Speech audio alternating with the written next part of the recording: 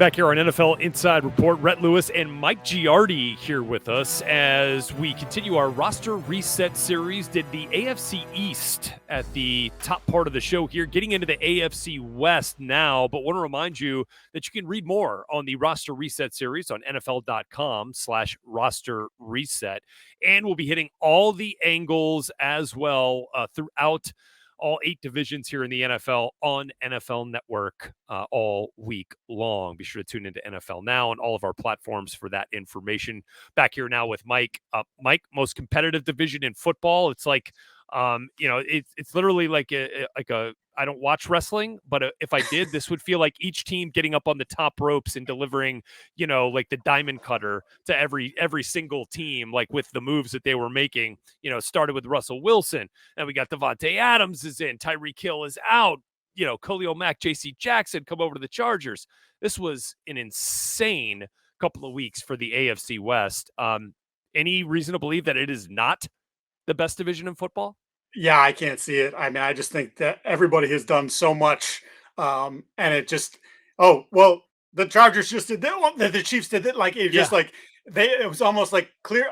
Look, we know they do it. I mean, teams look at themselves, but they also have to pay attention to the competition. And it was almost like, oh man, well, we can't stand pat. We got to go do something. Like here, let's go get Khalil Mack. Like there were so many things that happened that make you believe like every one of these games, especially when they play each other, when they have those interdivisional matchups, like you're gonna want to DVR the game if you're not watching it live, because it just has the potential to be so much fun. I think there's going to be a lot of competition, and I think when you get to this level and this level of competition and the way each team sort of feels about themselves, I think there'll be some hatred involved in the division too, which I kind of like. You get a little nasty between all sides here.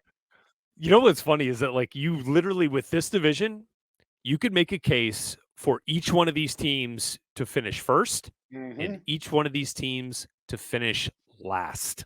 Like, can you believe that? Like, we could be talking about the Chiefs, won the division, 5 straight years here, finishing last in the division. And you know what? They still might make the playoffs by doing that, which is also insane. And the Broncos, who finished last each of the last 2 years, even though they acquired Russell Wilson, because of the strength of the division, they could still finish last again. But again, could make the playoffs, winning 10 or 11 games. Like, that's how crazy it is. So let's kind of set the scene here for each one of these divisions, grade their offseason moves. Let's start with those Denver Broncos and obviously the marquee transaction, trading for Russell Wilson. Yeah, I say it's an A-. You gave up the 5 picks and some players to go get them, but when you consider where they've been since Peyton Manning retired, desperately seeking that next guy, they got him. Now, to me, I'd be a little bit worried about what I've seen from Russell the last year and a half, sort of an unwillingness to run as much. And obviously, we know there was some friction there with Seattle. Nathaniel Hackett's a first-year head coach. Like, how does that marry? I know right now everything's wonderful, but when they start calling runs and Russell wants to throw it every play, like, does that lead him into the same place he was in Seattle? That has me curious to see how that looks, in September and October. But for now, obviously, you just have to love the idea that they finally don't have to answer questions about that position or try to talk themselves into Teddy Bridgewater or, God, how many other guys have they gone through, right? It's just like 1 year. Oh, yeah. Trevor Siemian, right? Like Paxton Lynch. Yes, I mean, the list goes on and on. Yeah, there's Dysert. Right. Rippin, right? Like there was a little Mark was it not Mark? It's whatever. The other Rippin. So like, you got to this point where you're trying to convince yourself that maybe just made Drew Lock that this could be the next guy. You don't have to worry about that anymore. This is the guy. You're going to tie yourself to this guy long term. And now, hopefully, you're going to get yourself out of that rut and back in the playoffs with a consistency that again has been lacking for the last 7 or 8 years. Randy Gregory comes back over as well to provide that edge pairing with Bradley Chubb, who we hope is even healthier, this year for the Broncos. And otherwise is a defense that was pretty darn solid. Let's get to the Las Vegas Raiders, who made a marquee transaction on both sides of the ball, Mike. Yeah, they did. And I don't know how you're not excited about that either. It's certainly Josh McDaniels going out and trading for a number 1 wide receiver is absolutely the opposite of what his mentor, Bill Belichick, would ever do. Remember, he's the guy who told Thomas Dimitroff in Atlanta, Now, Julio Jones, you don't trade up for that. You can get Jonathan Baldwin. They'll be about the same guy. Oh Jonathan no. Baldwin, I think, had like 5 catches in his career, and we know what Julio Jones went on to become for Atlanta. So I say B plus here. There's a lot to give up for Adams, and again, that's an interesting position. But now all the elite guys are getting paid there. But I just think the synergy between him and Carr, the idea that he wants to be there, that he wanted to come home to play for them, I think it's pretty exciting. Chandler Jones is still a really good pass rusher. You pair him with Max Crosby. Crosby and Ngakoue were great last year. Chandler's a bit better player against the run than Ngakoue is, so it should be an upgrade there. And I like, and this will be, kind of a further down. They signed Deron Harmon, former Patriot, former Falcon, deep safety guy. Jonathan Abram is an interesting player, drafted He's up not a high. deep safety player. Yeah, it hasn't happened for him. Can't play deep. Is more of a box safety. So Abram's still going to play, but I think having someone that they can put back there and sort of quarterback that defense and that unit and sort of communicate what Patrick Graham, the new DC, wants from his defense, I think is important. He's not going to make game-changing plays week in and week out, but he's a smart player, and I think that'll just help that unit become cohesive. Maybe quicker than it would take in a normal season where you don't have a veteran that knows the system and sort of can be leaned upon to help things out there. I kind of view Abram as like Jamal Adams light, as like a player of that ilk that you would want to put in that kind of position to succeed rather than force him, to be a little bit more out of his comfort zone because you have to. And so now maybe a player like Harmon, can help alleviate some of those concerns on the back end there as well. All right, let's get to the LA Chargers. Trade for Khalil Mack, signed J.C. Jackson, in addition to some depth pieces up front to kind of bolster what was one of the worst rush defenses in the league last year. And man, I'm feeling pretty good if I'm LA right now. Yeah, it's an A or an A minus. I mean, I think the JC is a perfect fit for what they want to do. I think the way he and Brandon Staley are already vibing to me, it's a As you really good saw, thing. yeah. I think it's pretty clear. Staley's respect for Jackson. And I think Jackson always felt like he didn't necessarily get that respect here in New England. So I think that, could help take him to another level, just feeling more confident because they're feeling confident in him and trusting him to do what he does. I mean, the Mac thing, he wasn't very good last year, but now he's got Bosa on the other side. I think Mac's thing might have been a little bit about health too. So now if he comes back and he's healthy, he and Bosa, like, that helps guys like J.C. Jackson in the secondary. I mean, it just helps the whole unit entirely. And keeping Mike Williams, maybe it's a little bit of an overpay, maybe. And I know all the receivers are getting paid a lot of money. Yeah. Maybe they went a little bit further than I would have gone for him. But look, great synergy with Herbert.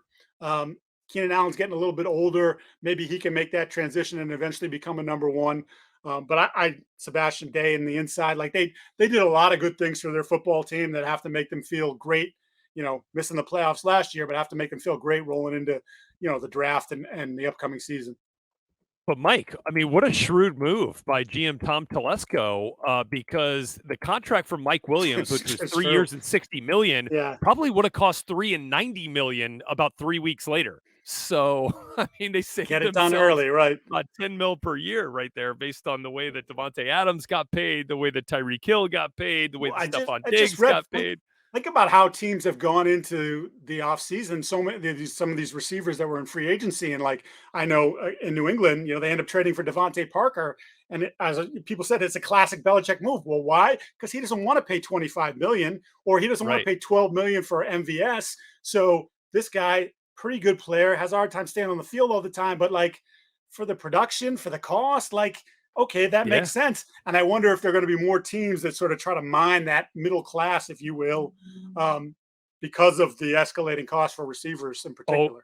If the receivers weren't going to come off the board early and often in the draft this year, before all this happened, they are now. Like, wait till you see how many wideouts go in the first 3 rounds of this year's draft. Like, just because of that salary effect that we're talking about here. All right, final team for an offseason grade, the Kansas City Chiefs, the perennial champion in this division. How do you see it?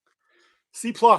And look, I like some of what they did to react to the trade of Tyreek Hill. I thought bringing in MVS and Juju, they got a little bit more physical at wide receiver. I think they're kind of giving you the idea that maybe this offense is going to morph a little bit from what it's become, what it's been, to maybe what it's going to become now.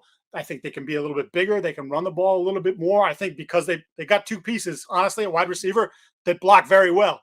Tyreek Hill's not a blocker. These guys are big guys, physical guys. I mean, obviously that's not what you're paying them to do, but that is part Yeah, of the yeah, equation. it's part of it. But I look at it and say, how can you take someone who he's a top 5 receiver and is a complete freak in terms of his speed and how he stresses the defense? How can you remove that player still in his prime from the equation and think, at least in the short term, that you got better? Now look, there's still draft picks and there's a lot of different ways they can build this and address that position and how they play offense. But until we see it, and I think it's probably going to take a little time too, until we see it develop, then I don't know how you can be super high on what they Yeah. did. I do like the Justin Reed signing. I think, you know, Honey Badger's a great leader, but I think you're seeing now even there's sort of a slowing Reed's to more warm to him athletic. and pay him. Yeah, He's not up here like Tyrann Mathieu is right. in terms of awareness, but he's a better athlete at this point. Yeah, absolutely. And I think that's the reason they moved on, right? I think they just Yeah. felt like, all right, we've gotten a lot of mileage out of this player, and maybe now he's starting to show some tread Yeah. on his tires. We got to get younger. We got to get more athletic. They did that. So I like that move. But again, now you're removing a leadership piece as well. Honey Badger clearly one of the heartbeats of that defense. So, again, I think it's going to take them a little bit of time. And by no means am I writing them off. To your point, you could Yeah. finish in last and still be in the playoffs. And would you want to see them in the playoffs if they're healthy and Patrick Mahomes is the quarterback? The answer is hell no, you would not. So they're still dangerous to me, but I think it might take them a little time to kind of hit their stride. And by the way, Marquez Valdez-Scantling, while not on Tyreek Hill's level, is as close as it gets in the league. Yes. Like, dude's got some speed. In fact, was the second fastest ball carrier this past season in the NFL, according to Next Gen Stats, as they do the miles per hour stat there. Okay, let me start back here with the Chiefs as we get into the draft now, Yeah. Mike, because I'm going to pose this question to you because it's something Daniel Jeremiah and I talked about on Move the Sticks a couple of times when this trade went down that sent Tyreek Hill on his way. So would you rather have Tyreek Hill, and let's say, well, all right, let me set it up better by saying I think the Orlando Brown franchise tag at left tackle hamstrung the Chiefs a little bit in the amount of money that they were willing to commit or could commit to Tyreek Hill. So let me ask you this. Because they couldn't get a deal done with Orlando Brown, what if they would have just let him walk for now and say, we'll keep Tyreek Hill, we'll give him the money, and we'll take, let's say, Bernard Ryman out of Central Michigan with the 29th pick in the draft or wherever they were, 29 or 30, whichever one was the original pick that they had.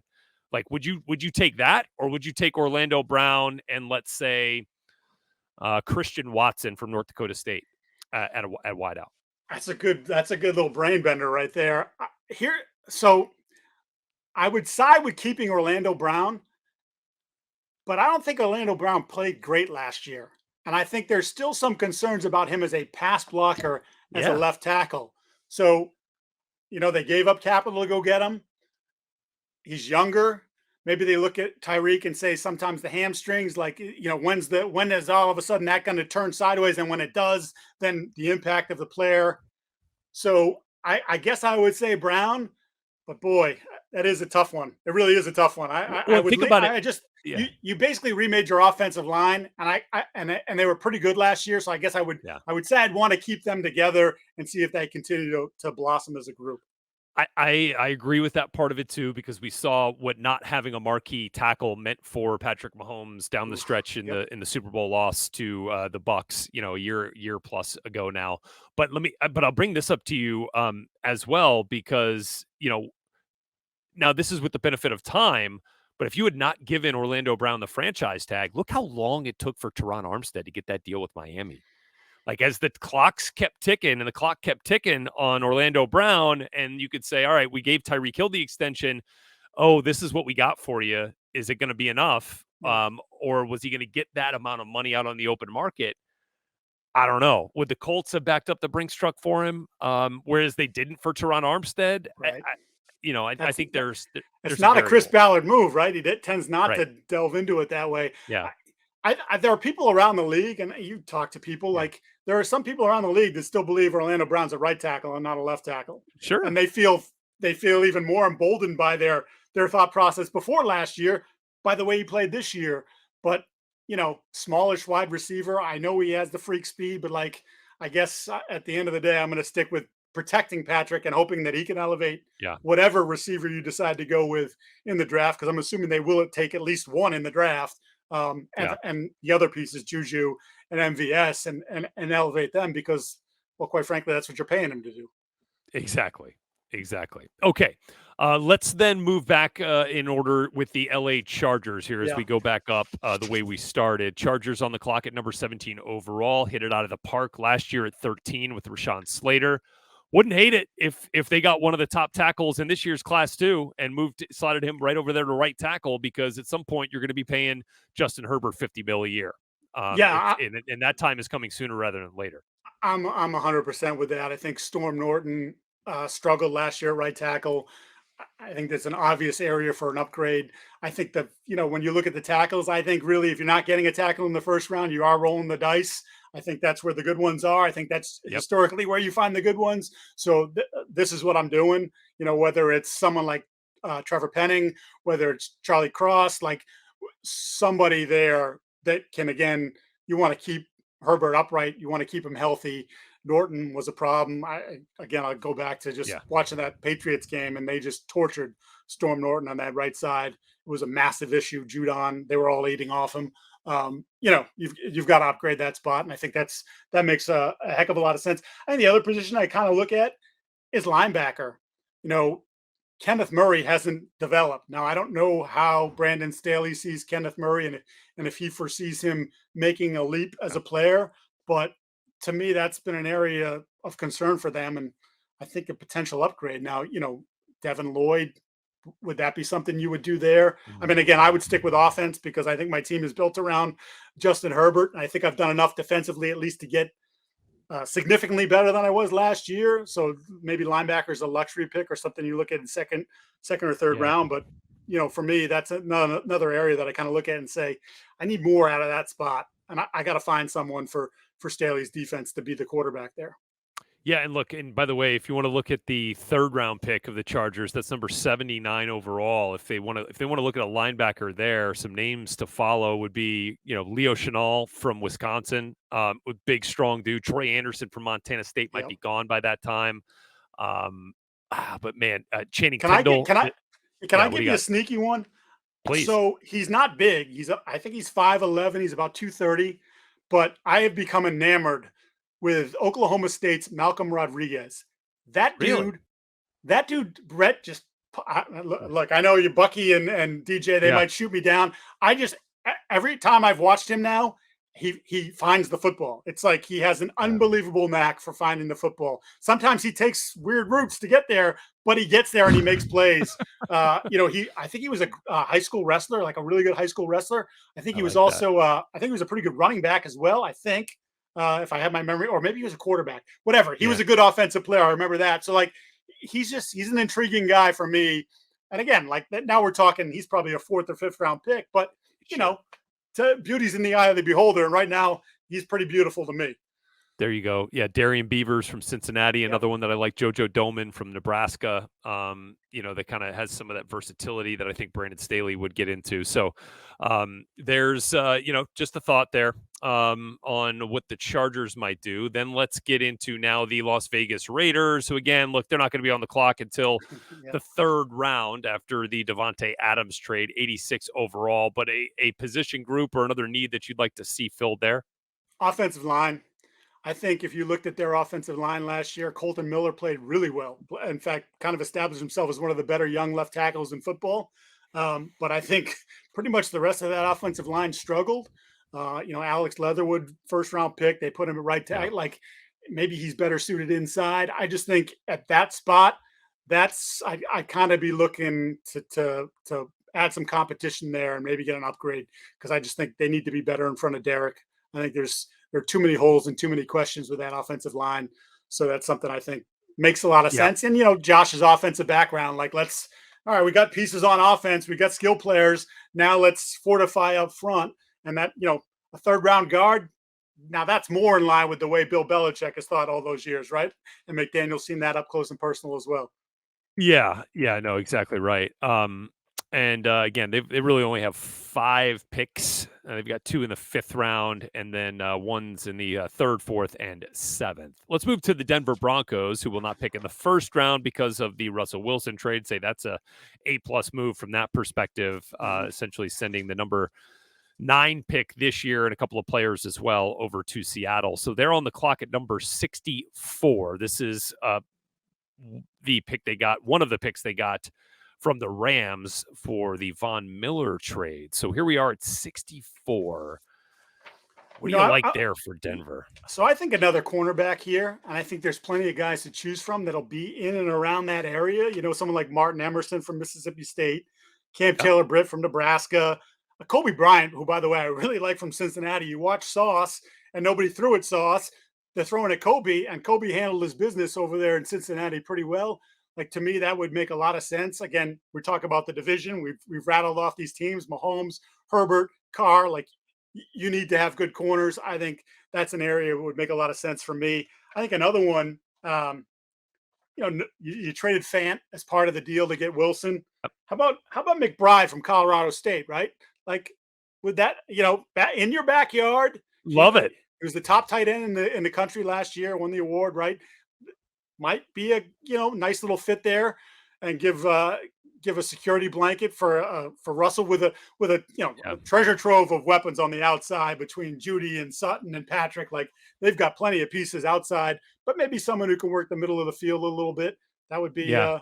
that would be a luxury pick for them. I think I'd probably go corner first, but McBride's a pretty good player. It might be hard to pass him up. If he's there, that could make some sense. They do have Albert Okoye-Bunum, who provides the speed Yep. at the Y position. And if McBride's not there, Isaiah Likely from Coastal Carolina is a guy that has been asked to do a bunch of things there for Coastal and really gets into it in the blocking game too. So could help that offense in a variety of ways. I look at interior defensive line as well. Maybe a guy like Travis Jones from UConn after they sent Shelby Harris on his way.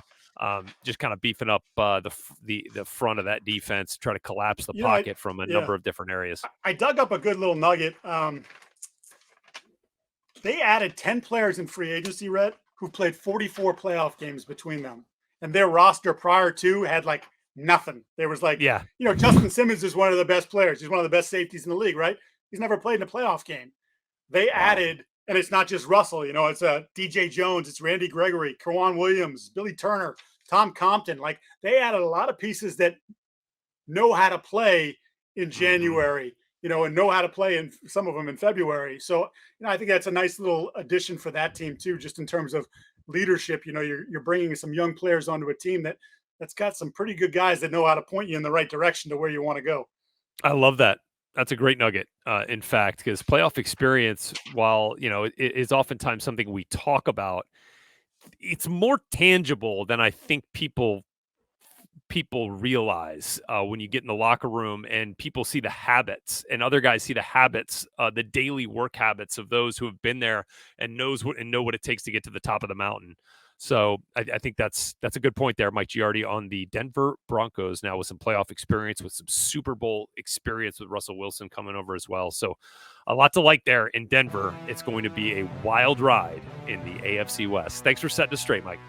Thanks, bud.